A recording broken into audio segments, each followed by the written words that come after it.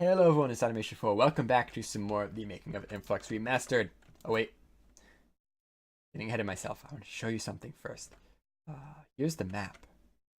If you haven't noticed, there's a little difference. This red thing right here. No, that's always been there. It's actually down here. So there's the second intersection. We have this very, very large brown structure now beneath the second intersection, and there's some green stuff like right under me now.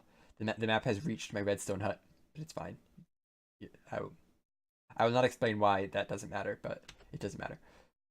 I've been doing some building. I actually plotted this. I planned out this whole thing and then built it later. I think it turned out pretty good. But there it is down there. It's pretty big. It is, I think, the largest section or the largest single structure, I think, of the map. These aren't single. This is a single puzzle technically, but it's not a single structure. It's hundreds. It's like at least 100 structures. This is one single structure, and it looks like this. Each of these is a room. These rooms are actually decorated. I did go through and decorate this place to look like a mansion. So this, I don't really know what I explained last episode, but this is essentially a giant mansion type thing. No windows, of course, to implement the creeper mechanic. So I had this last episode. I'll show that this little bit here is actually now functioning. We have the pink wool there. I walk towards it. Boom. It's gone. It doesn't actually respawn until you re-enter the intersection somehow. Like, I could go do something else if I change my mind. The trigger is dropping down this hole. This chest is going to have some information. It's going to hint you about what happens. Essentially, what I want the chest to say is I want it to guide you towards looking at them and staring at the creepers. I want it to be like, the weakness is if you stare at them. Something along those lines, so that you at least try it. Once you try just staring at them, you'll realize they stop moving. And that's your clue to then figure out how they work. So you drop down into this pit right here. And you're greeted with 4 ways to go. And I tried my best to make every way look almost exactly the same. They are not exactly the same. Like, this one's shorter than that one. But they are all straight, followed by a left turn. So if you spin around enough times, you eventually have no idea where you're going. I don't actually know which way I'm going. Let's go this way and see what's here. Yeah, so everything is themed pink. And you got hallways, you have little rooms like this. You saw also my current part of wool is now 10 for just walking this area. And I'm going to show you how that works, because how I implemented that, I think it's pretty cool. So here's now in part 6. There's a room in there. There's a chest too. Ooh, that's pretty exciting. That's the bedroom, obviously. You can call this part it's part of the map Kirby's Mansion, because it's just big and pink. And there's a part later that has to do with food, but you saw it was the big cafeteria back there. So here's part 4. Ooh, spooky. And here we go this way. Now I'm in part 8. And I come back down here. I'm in part 1. So my current section is being tracked as I move through the place. The entire place is decorated pink. So the way I'm actually doing the tracking is down below. If you look at this, if some people might just be like, oh, I see what's going on. Some people maybe not. So I'm going to explain a little bit. These are what I call myself, tripwires, because you can't see them, and you walk over them and something happens. Unlike the Minecraft tripwires, which you can see, and walking over them doesn't always do something. These are tripwires. They're below the ground, and whenever you're above them, they trigger based on whatever block it is. So here is a white block. This white block represents section 1. So if I step over this white block here, at any height, it doesn't have to be in the thing. It doesn't have to be in there. I can walk over it up here. It triggers me back to section 1. And yeah, there's section 4, there's section 8, section 12. There's all these different sections. And the reason I need to do this is because these rooms are going to have creepers in them. So if it wasn't obvious, this is going to be a mansion full of creepers. So you saw way back here in part 1, I'm walking along. I just had to go this way. then I hit this, I'm in section 4.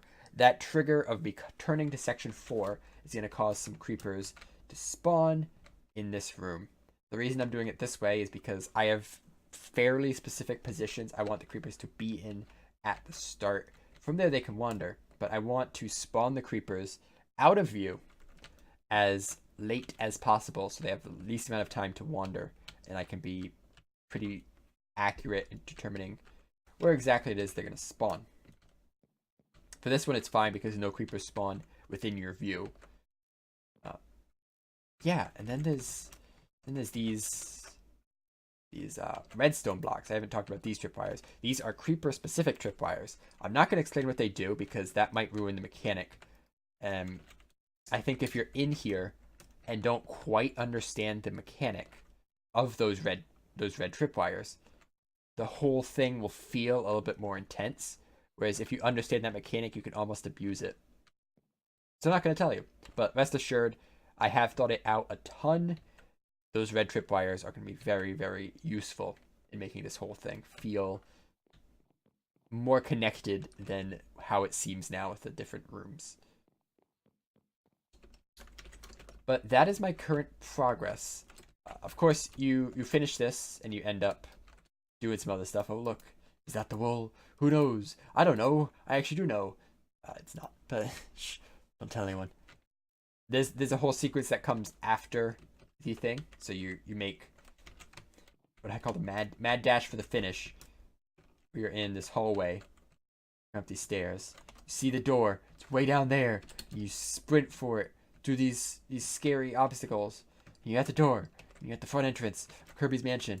Oh, and there's the wool outside. Yeah, super easy, right? It's that simple. No, there will be twists. I don't want to explain those either. But again, rest assured, I have thought them out. I tried like many different things for this. I did some fun stuff with game mechanics, and I think I settled on a solution that's reliable and works. But yeah, try not to spoil everything, but give you an idea of some of the tech I'm going to be using. All of these pretty much just control the part that you're in, and I can run, what's the word I'm thinking of? Conditional command blocks off of them to have different stuff trigger. But yeah, there is Kirby's mansion. Meaning of the pink wool. Now I gotta figure out how to get the creepers to work. Well, I know the creepers. I need to figure out how to get the red tripwire mechanic to work. And I'm gonna be doing that. Then maybe we'll do a run through before I end it off, because I don't really want to show the second half.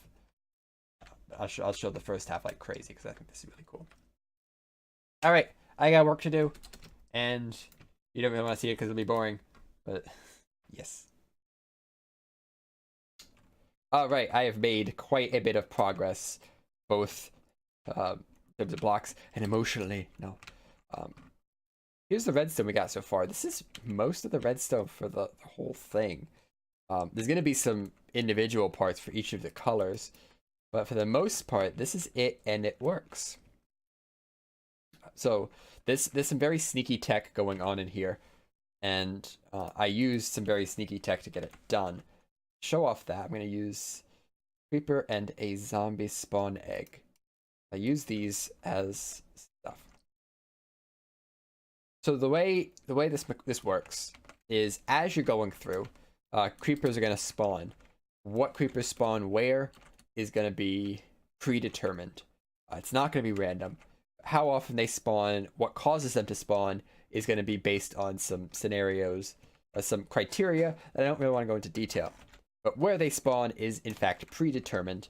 The way I'm predetermining it is through armor stance. So I'm going to turn on this. This is my test setup right here. So what I did is I actually made this whole thing to do this. Turns a creeper into a little burning pile of smoke. Specifically a pile of smoke right now, but if I change this number right here, see, it turns into something a little different. It's a little flame. Change it to 9 is a pretty cool one, I think. Well, it's not 9, it's 11. 11's a cool one. 11. Get that. So all of these are pretty cool, just little particle effects. I think this is an end light. those little lamp things in the nether. No idea what this is. It's purple though. It's pretty cool.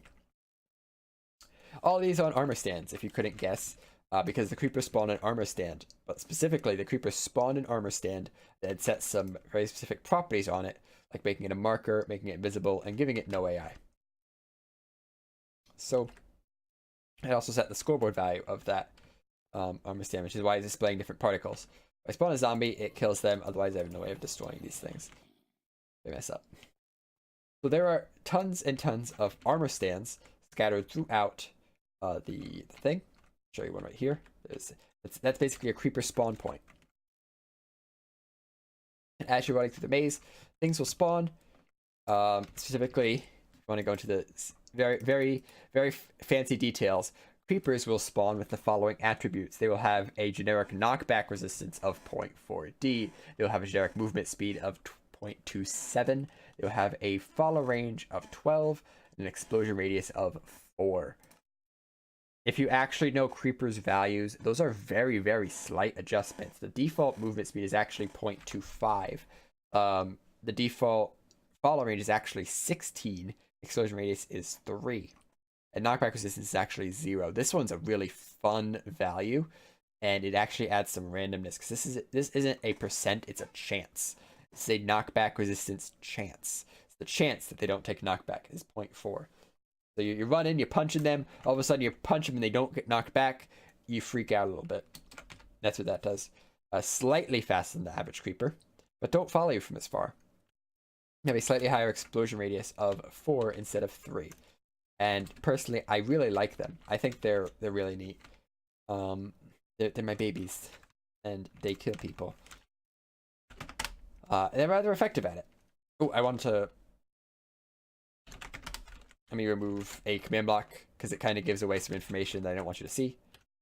Say complete. Yeah, don't say complete. So we're just going to wander through, and here we are. We got... Never mind. Let me actually properly start this. It doesn't think I'm in the pink wool right now, which is the problem, because I died last time. Pink wool. Whee! Welcome to your doom. Welcome to your doom, trespasser. But now, they're my boys. That are my boys. Look away from my boys. My boys are closer. There's also a boy over here. Say hi to my boy. They're really close now. Huh. Uh-huh. Huh. Guess what? They're still there. To follow you to the ends of time.